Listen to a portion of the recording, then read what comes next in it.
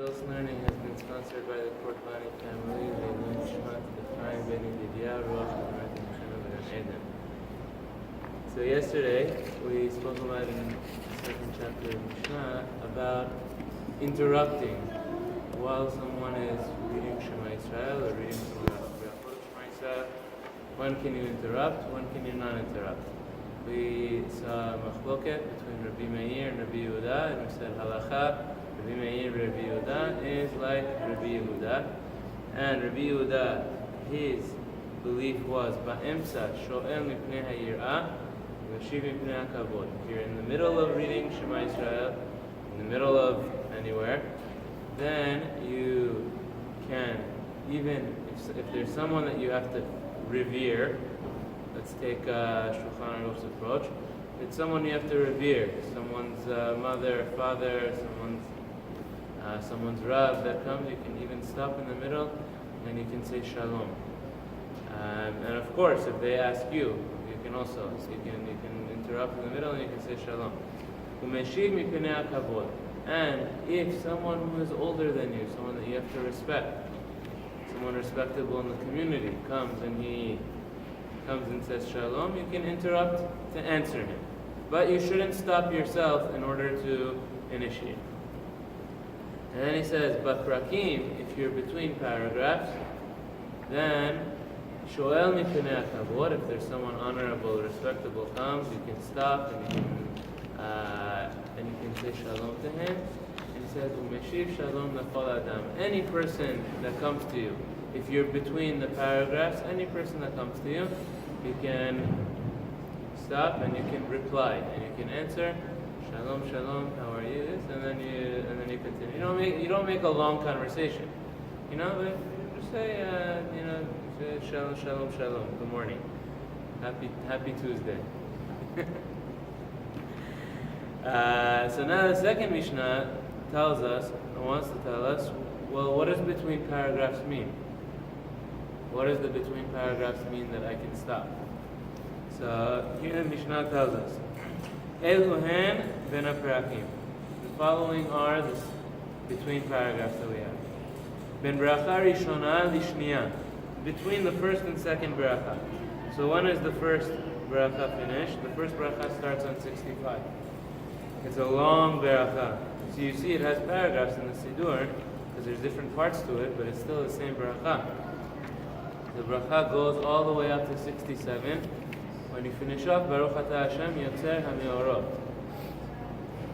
You finish Baruch Atah Hashem Yotzer HaMeorot, somebody comes and he says, Shalom, how are you? You can stop, you say, how are you? Happy Tuesday. That's Ben Bracha Rishona Lishniya. Uven Sheniya Lishma. And between the second bracha and Shema, so the second bracha starts here, you go up until 68, Habocher b'Amo Yisrael b'Ahava. You stop there. I'm between paragraphs now. Is there anybody that wants to say hi to me? It's a good opportunity. When does they Baruch Shema Yisrael? Then Sheniya Lishma. Uven Shema le'v'haya im Shamua. He said Shema. You get to the end of the first paragraph.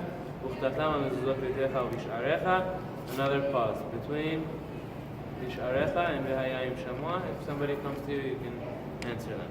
We can take messages because many people are seeing. It's a good question. It's not a good idea to take messages during tefillah unless you have some emergency that you're expecting might come up, or you're Hatzalah and you have your walkie-talkie on in order to be able to take Hatzalah calls. A person, even though in today's society people expect people to answer right away, people don't necessarily expect people to answer right away if you're in the middle of tefillah. If you get back to them in half an hour, it's okay. But it's more about giving respect in the synagogue. Exactly. It's about respect. People. Exactly. This is about somebody walks up to you, and this is really in the Mishari community. We have this also. If somebody comes to you and says hi and you don't answer, it's disrespectful. It's not nice. If someone texts you and you answer in half an hour instead of it doesn't matter. It's okay. Rabbi, what if you do just with your hand? You can do that. If you can get away with that, all the better. all the better.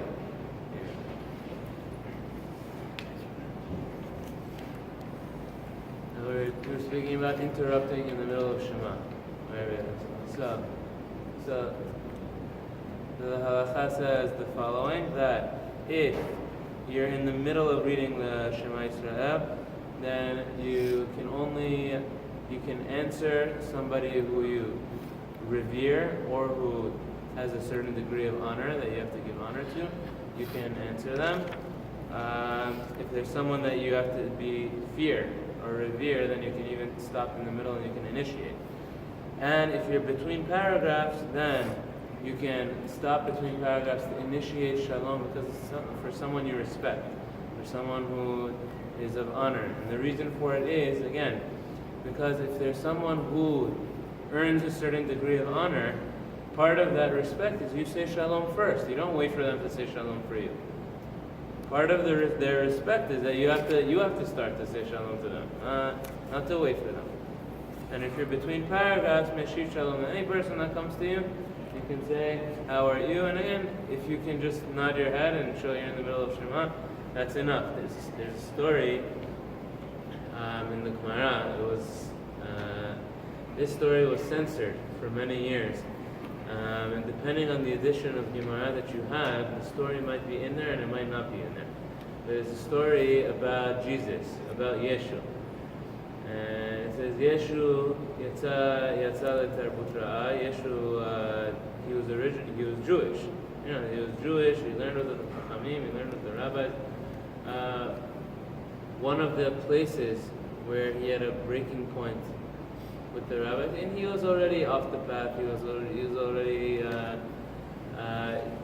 originally what had happened was he was in the Gemara, the story in the Gemara. There's a lot of other things about him historically, but one of the stories in the Gemara was he went with his rabbi. They went together to an inn. They went and they stayed at a hotel,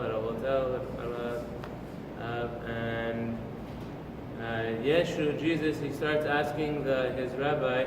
He starts talking to him about the owner of the hotel. It was a woman.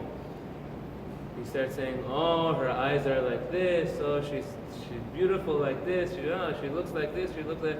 He starts talking about about the looks of this innkeeper.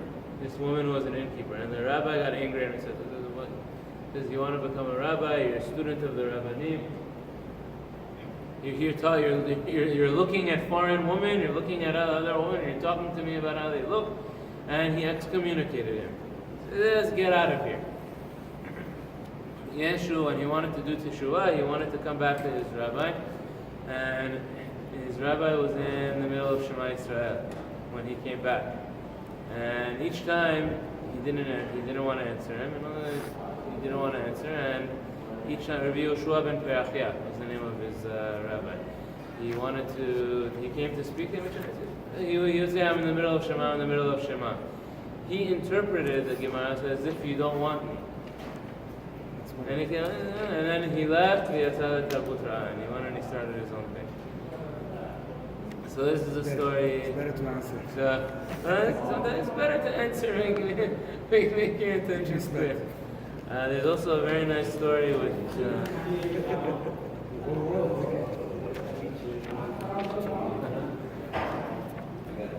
There's a story with, I believe his name is Rav Safra. There's another rabbi that he was in the middle of Shema Yisrael. He owned a shop, he owned a store.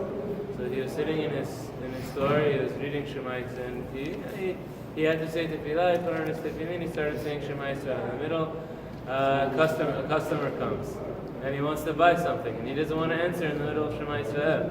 So he doesn't answer, and each time he doesn't answer him, the guy says, the guy raises the price. He says, "No, I'll pay you 500, I'll pay you 1,000, I'll pay you 2,000.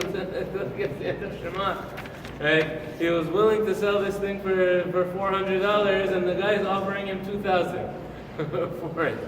And he goes and he tells him, no. He says, "I was gonna accept the original 400. I was gonna accept. I do it for you for 400." It's a very, very nice story. So you have Ben V'haya im Shamua leVayomer, between V'haya im Shamua and Vayomer, it's considered also between paragraphs.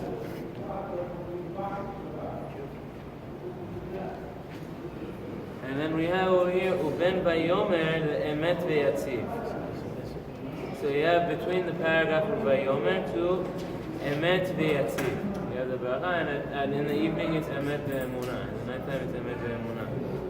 It seems according to this Mishnah and in some of the original halachot, this the way that we have it in our Sidur, that we have Ani Adonai Elohechem Emet, and then you have Emet, and then after that you have a new Baracha V'yatziv V'nachon, or you have V'emunah. That's according to the Kabbalah, it's according to the Ari that it's broken that way. In the original halacha, the new Baracha is called Emet V'yatziv. The new Baracha is called Emet V'emunah. You finish off with Ani Adonai Elohechem.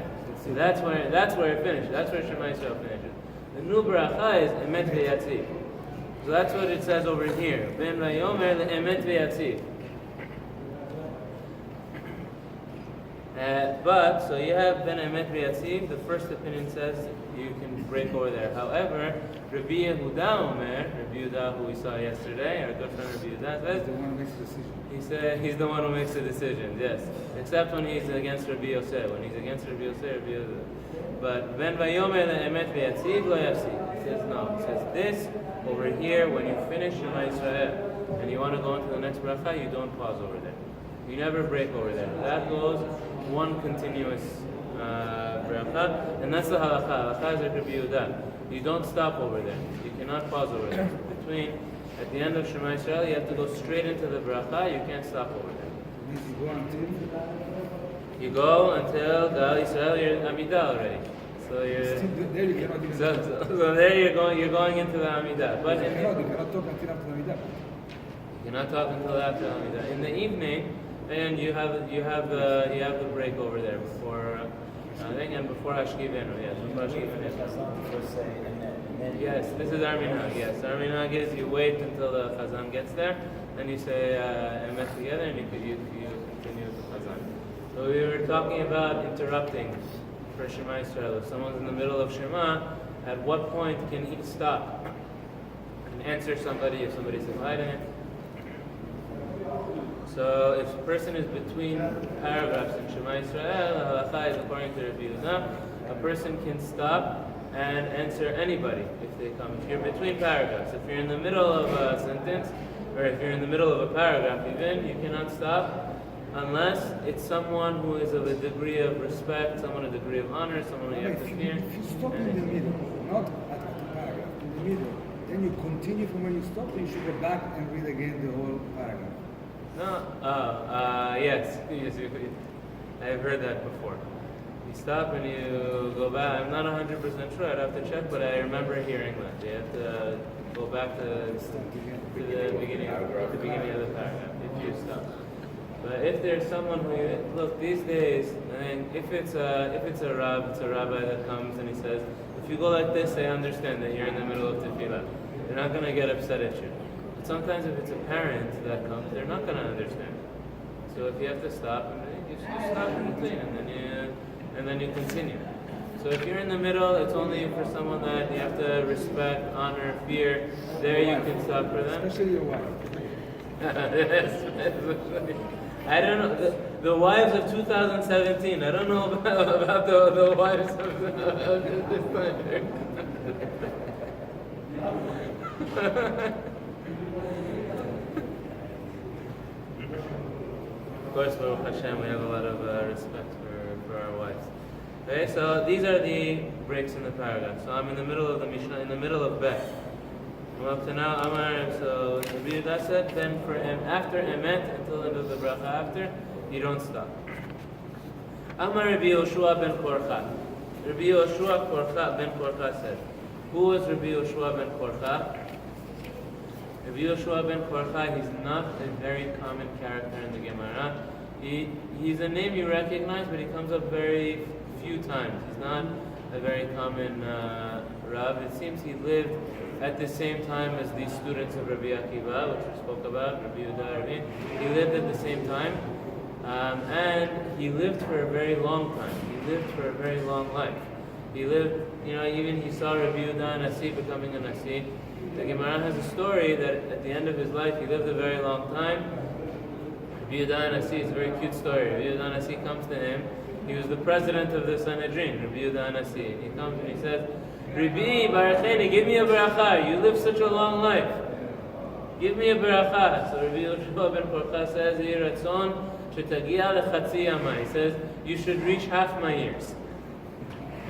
He says, my beracha is... He says, what do you should... what about your full years? What about your full years? So he says, what? He says, you want your children to be grazing sheep all their life, to be grazing cattle all their life? At some point, your children also have to move forward and become leaders. If you live a very long life, your children are not going to be doing anything until later in their years. So give me a bracha, you should reach half my years. That was the bracha that he gave him.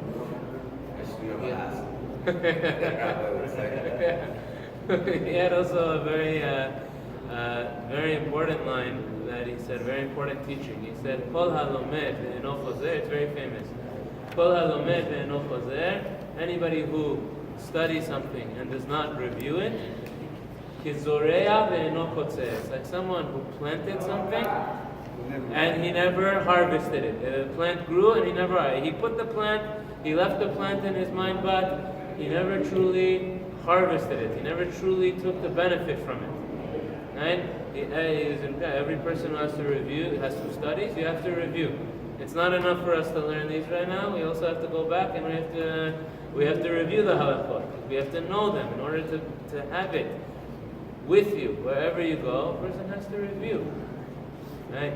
And Jewish study always emphasized that you have to review your halachot. A person who doesn't review, you forget it. And for sure, a person who studied once, you studied once, you planted it in your mind.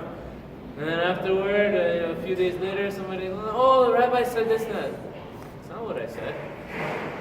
It happened to me a lot of times. Or Rabbi Ben Chaim said this. It's not what Rabbi Ben Chaim said. You learned with him once. I learned it with Rabbi Ben Chaim 10 times. I know what Rabbi Ben Chaim said on this topic. I studied with him a dozen times. You heard it from him once, you're telling me what he said? I know what he said. A person has to review everything he studies, not to just learn it once and that's it. So this is Rabbi Yoshua ben Korcha. So he said, Lama kadma Shema le'vayayim shamua. He says, why is Shema in the order that it is? Why do we pick V'ahavta, then V'haya, and then Vayomer? And it's a more profound question than what it sounds like. He's going to give an answer to it. But the real question here is, if you go in order of the Torah, Shema Yisrael is out of order. The first paragraph, V'ahavta, Shema and V'ahavta, comes from Parashat Va'etchanan. V'haya im Shamua and Vayomer, V'haya im Shamua comes from Parashat Eked.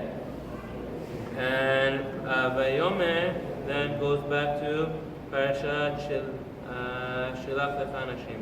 Vayomer is from Shilach Lecha and V'haya is from Parashat Eked. But why does it not go in order? Why does Shema Yisrael not go in order of the Torah? So here he explains. He says, Shema comes first always. Ela kedeh sheyikabel alav ol malchut shamayim techila.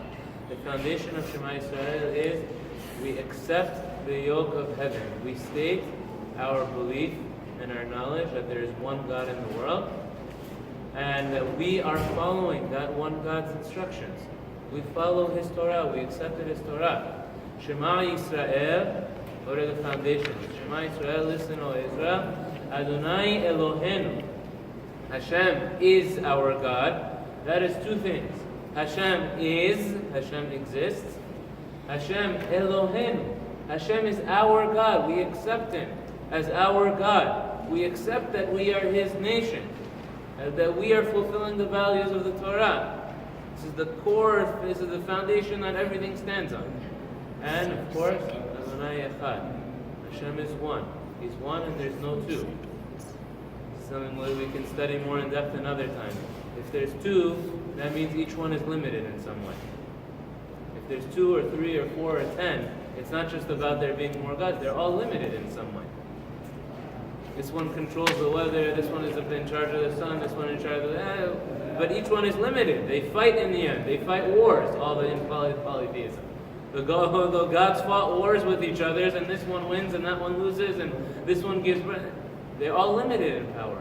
Hashem is omnipotent, omniscient and omnipotent. He sees everything, and he is not limited in any way in what he does. Yeah, we're 8 o'clock. Okay, so we have to finish this Mishnah tomorrow.